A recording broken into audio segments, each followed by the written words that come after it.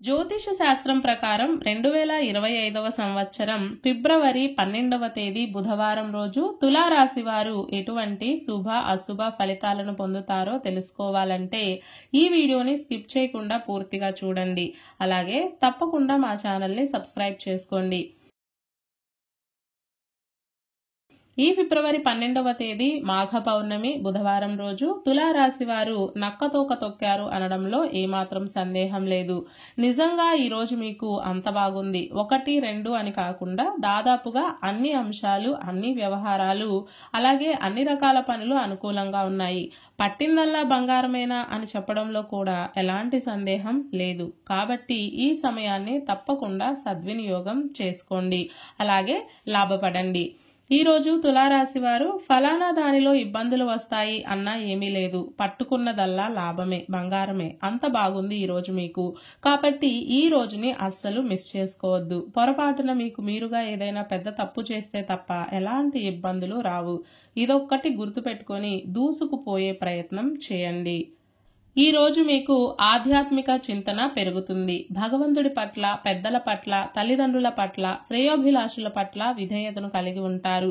పుస్తకాలను చదవడానికి ఇష్టపడతారు. ఎంతసేపు టీవీ, ఫోన్ అయినా కాసేపు పుస్తకాలు చదువుదాం అన్నట్లుగా ఆలోచిస్తారు.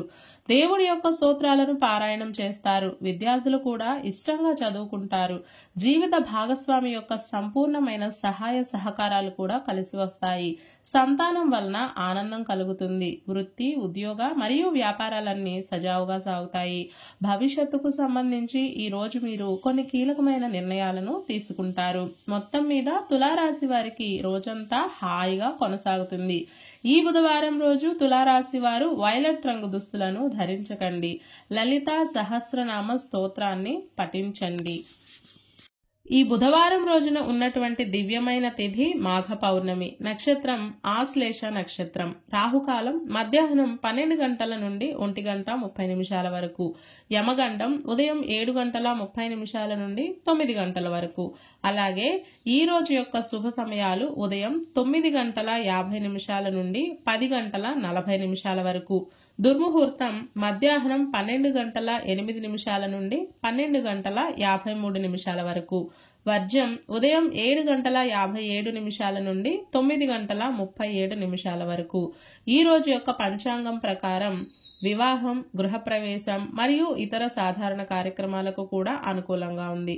ఈ రోజంతా శుభప్రదంగా సాగడానికి లలితా సహస్రనామ స్తోత్ర పారాయణ చేయడం గాని, తులసి దళాలను శ్రీ వెంకటేశ్వర స్వామి వారికి సమర్పించడం గాని చేయాలి. ఈ రోజు చాలా మంచి రోజు. ఒకవైపేమో మాఘ పూర్ణిమ, అలాగే మరోవైపు పరమ పవిత్రమైన కుంభ సంక్రమణ పుణ్యకాలం రెండూ కూడా కలిసి వచ్చాయి. ఈ రోజు కుంభరాశిలోకి సూర్యుడు ప్రవేశం చేస్తున్నాడు. దీనినే హరిపద కుంభకాలం అంటారు. ఈ పుణ్యకాలం మధ్యాహ్నం 12 గంటల 30 నిమిషాల నుండి సూర్యాస్తమయం వరకు ఉంటుంది. ఈ సమయంలో మనం చేసే నదీ స్నానాలకు, దానాలకు, పితృతర్పణాలకు, దేవతారాధనకు విశేషమైన ఫలితం ఉంటుంది.